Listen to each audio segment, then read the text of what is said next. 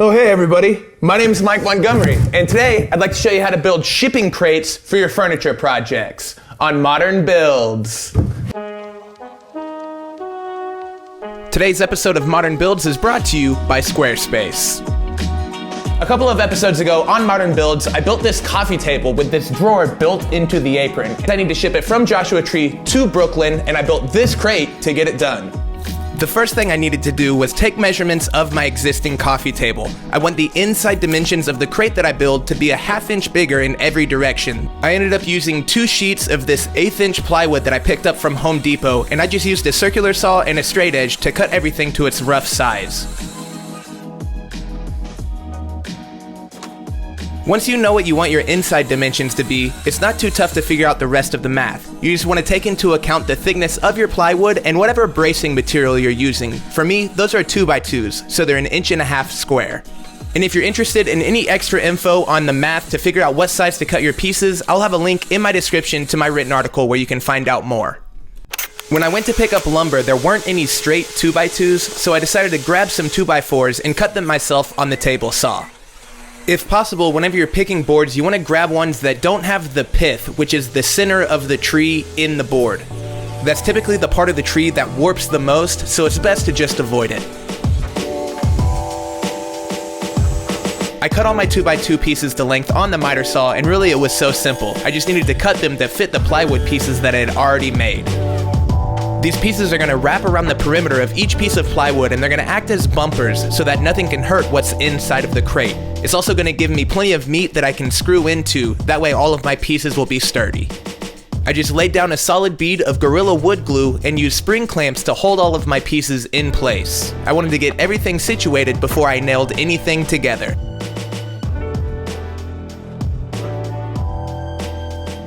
The glue is what's going to hold everything together long term, but these 1.25 inch finish nails are going to hold everything in place, that way I can take the clamps off and work on another piece while this is drying.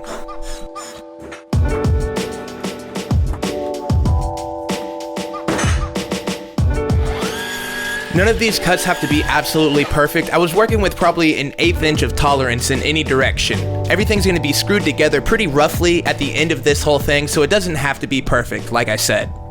Originally, I was planning on doing cross braces with an X pattern, but the more I thought about it, I really think it's just adding complicated steps without any added benefit. This shipping crate is still super strong, and you can add as many vertical supports as you need, but doing this means everything is a butt joint, so you don't have to worry about any beveled cuts. For a little extra strength, I glued up 2 layers of this 1/8 inch plywood for my base piece. This step is probably a little overkill for my project, but I wanted to show it as an option just in case someone was shipping something a little heavier. And instead of using all 2x2s for the frame under the base, I used these 2x4s to create runners which will lift the crate off of the ground. My project isn't heavy enough for it, but if I needed to get a pallet jack underneath my crate, I would have used 2x6s on this step instead of 2x4s. A pallet jack needs 3 inches to get underneath of a crate and lift it up, and using 2x6s would make enough room.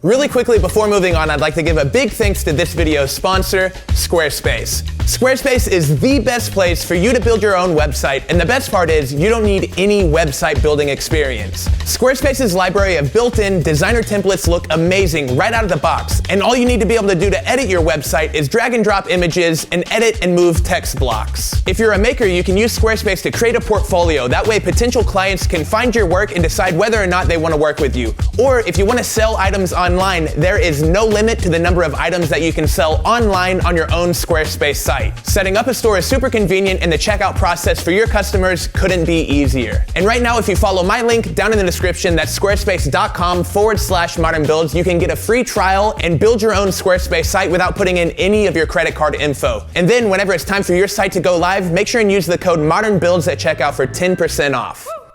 All the hard work is done, my pieces are made, and now it's just time to screw it all together and see this crate come to life. I used 2.5 inch Craig pocket screw bits because I like the square head on them. They tend to strip out way less than Phillips head bits, even less than star bits, but really any decking screw should work fine.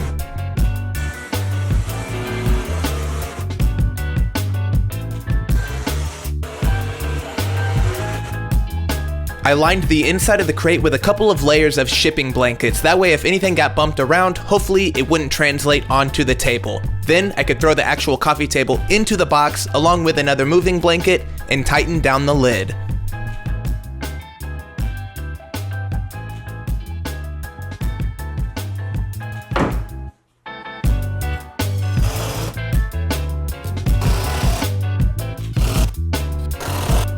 And once I screwed down the lid, this crate was done. And I know it really doesn't matter, but I love how cool this thing ended up looking.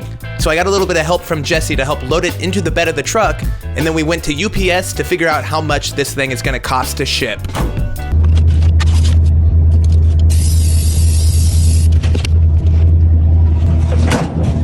Must be Italian. There we go. So I've got no idea how much this is gonna cost. I don't even have a good reference point, but if I've got to guess, I'm gonna say about 75 bucks, give or take. It's going to Brooklyn. It's not too heavy, but it is large, so we'll find out.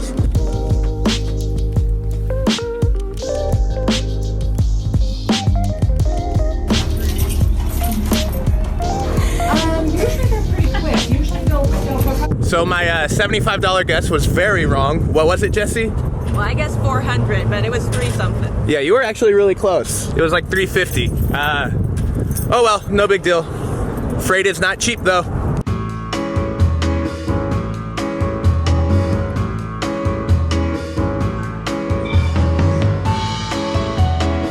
So that's about all there is to it. Now obviously this isn't the most complicated project in the world, but as I was researching how to build a shipping crate, I was really hoping that there was a video like this available. So hopefully it helps you if you are interested in doing the same. I basically read a bunch of articles and watched as many YouTube videos as I could find on building shipping crates and sort of condensed it down into my own version. Now this package is not incredibly heavy and I used 2x4s as the runners. If you needed to get a pallet jack underneath it, you would use 2x6s like I mentioned earlier in the video. A pallet jack needs a minimum of 3 inches to be able to get underneath the crate and then lift it up to move it around, and 2x6s would make that possible. So thanks again everybody for the support. I really do appreciate it and I hope your holidays are going amazing. And until next time, this has been Modern Builds. Bye everybody.